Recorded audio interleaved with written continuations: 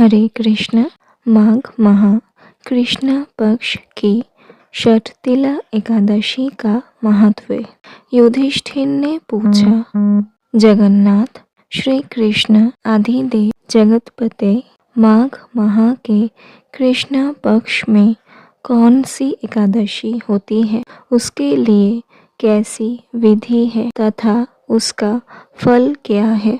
महाप्राज्ञ कृपा करके ये सब बातें बताइए। श्री भगवान बोले, नृपश्रेष्ठ सुनो, माघ माह के कृष्ण पक्ष की जो एकादशी है वह षठतिला के नाम से विख्यात है, जो सब पापों का नाश करने वाली है।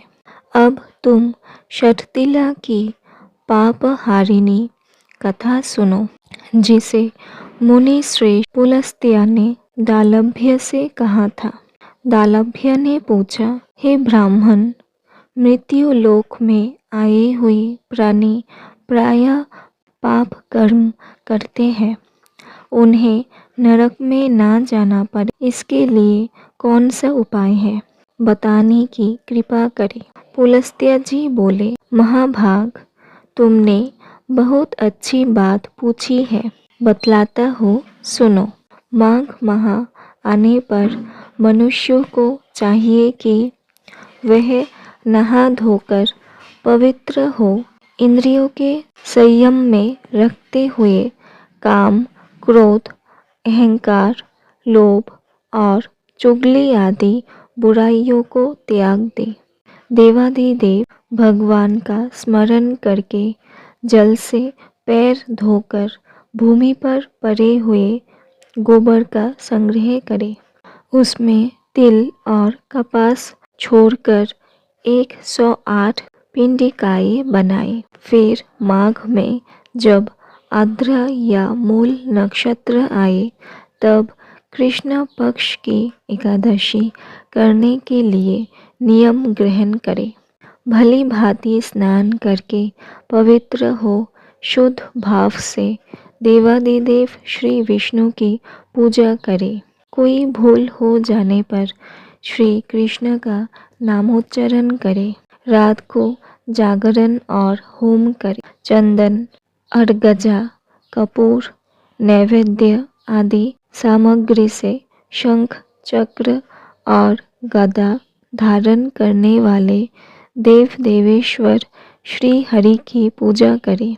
तत्पश्चात भगवान का स्मरण करके बारंबार श्री कृष्ण नाम का उच्चारण करते हुए कुम्भरे, नारियल अथवा भिजोरे के फल से भगवान को विधि पूर्वक पूजकर अर्घ्य दे। अन्य सब सामग्रियों के अभाव में 100 सुपारियों के द्वारा भी पूजन और अर्घ्य दान किए जा सकते हैं।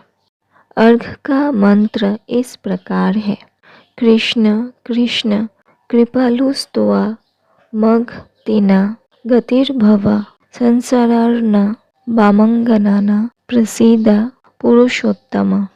नमस्ते पुंडरीकाक्ष, नमस्ते विश्वभावन सुव्रहन्य, नमस्तेस्तु महापुरुष पूर्वज गृहानार्घ्यं मया दत्तभ्या सह जगतपते।